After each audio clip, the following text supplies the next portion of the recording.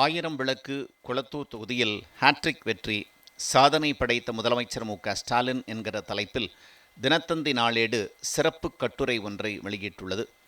அதில் முதலமைச்சர் மு.க.ஸ்டாலினின் தேர்தல் வரலாறு 1984ஆம் ஆண்டு ஆரம்பித்ததாகவும், 1989இல் நடந்த சட்டமன்ற தேர்தலில் ஆயிரம் விளக்கு தொகுதியில் போட்டியிட்டு 20,634 வாக்குகள் வித்தியாசத்தில் அபார வெற்றி பெற்று முதன்முறை எம்எல்ஏவாக சட்டமன்றத்திற்குள் நுழைந்ததாகவும் தெரிவிக்கப்பட்டுள்ளது.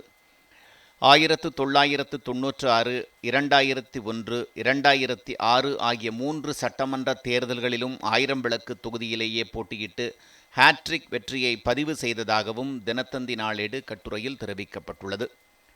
1996 தேர்தலில் ஆயிரம் விளக்கு தொகுதியிலிருந்து எம்எல்ஏவாக தேர்வான முதலமைச்சர் மு.க.ஸ்டாலின் அப்போது நடைபெற்ற சென்னை மாநகராட்சி தேர்தலில் மேயர் பதவிக்கும் போட்டியிட்டு வெற்றி வாகை சூடியதாகவும், மக்கள் வாக்களித்து தேர்ந்தெடுத்த முதல் மேயர் என்ற பெருமையையும் அவர் பெற்றதாகவும் குறிப்பிட்டுள்ள தினத்தந்தி நாளேடு, சிங்கார சென்னை என்ற முழக்கத்தை முன்னெடுத்து மாநகரை புது பொலிவூட்டினார் என்றும், மாநகராட்சி சார்பில் 10 மேம்பாலங்களை கட்டி போக்குவரத்து நெரிசலை சமாளிக்க உதவியதாகவும் பாராட்டியுள்ளது.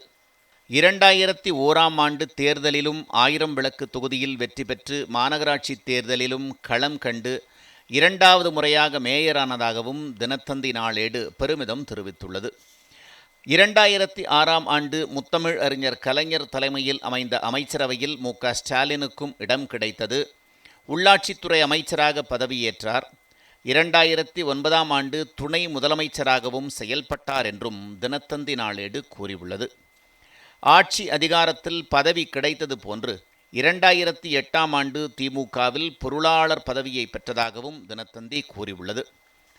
2011 சட்டமன்ற தேர்தலில் மு.க.ஸ்டாலின் ஆயிரம் விளக்கு தொகுதியிலிருந்து கொளத்தூர் தொகுதிக்கு மாறினார். இதில் வெற்றி பெற்று 6வது முறை எம்எல்ஏ ஆனார். 2016 சட்டமன்ற தேர்தலில் மு.க.ஸ்டாலின் நமக்கு நாமே என்ற பிரச்சாரத்தை முன்னெடுத்தார். தொடர்ந்து 2வது முறையாக கொளத்தூர் தொகுதியில் போட்டியிட்டு வெற்றி வாகை சூடினார்.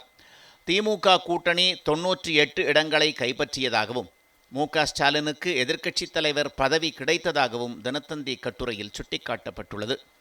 2017ஆம் ஆண்டு முத்தமிழ் அறிஞர் கலைஞர் உடல் மிகவும் நலிவடைந்ததால் திமுகவின் செயல் தலைவராக மு.க.ஸ்டாலின் நியமிக்கப்பட்டதாகவும், 2018ஆம் ஆண்டு கலைஞரின் மறைவுக்கு பின்னர் திமுக தலைவரானதாகவும் தெரிவித்துள்ள தினத்தந்தி நாளேடு, அடுத்த ஓராண்டில் அவரது தலைமையில் திமுக கூட்டணி நாடாளுமன்ற தேர்தலை எதிர்கொண்டதாகவும், இதில் தமிழ்நாட்டில் உள்ள 39 தொகுதிகளில் 38 தொகுதிகளை திமுக கூட்டணி கைப்பற்றியதாகவும் தினத்தந்தி நாளேடு குறிப்பிட்டுள்ளது. 2021 சட்டமன்ற தேர்தலிலும் மக்கள் ஆதரவு அமோகமாக கிடைத்து திமுக கூட்டணி 159 இடங்களை கைப்பற்றியது. இதில் திமுக 125 இடங்களில் வென்று தனிப்பெரும்பான்மையுடன் ஆட்சி அமைத்தது. கொளத்தூர் தொகுதியில் போட்டியிட்டு ஹாட்ரிக் வெற்றியை பதிவு செய்த மு.க.ஸ்டாலின் முதன்முறையாக முதலமைச்சராக அரியணையில் ஏறியதாக தினத்தந்தி நாளேடு பாராட்டியுள்ளது. முத்துவேல் கருணாநிதி ஸ்டாலின் எனும் நான் என்று முதலமைச்சராக பதவியேற்று 5 ஆண்டு கால ஆட்சியை நிறைவு செய்துள்ளதாக புகழாரம் சூட்டியுள்ள தினத்தந்தி நாளேடு, நடைபெறும் சட்டமன்ற தேர்தலிலும் கொளத்தூர் தொகுதியில் தொடர்ந்து 4வது முறையாக அவர் களம் காண இருப்பதாகவும் கூறி கட்டுரையை நிறைவு செய்துள்ளது.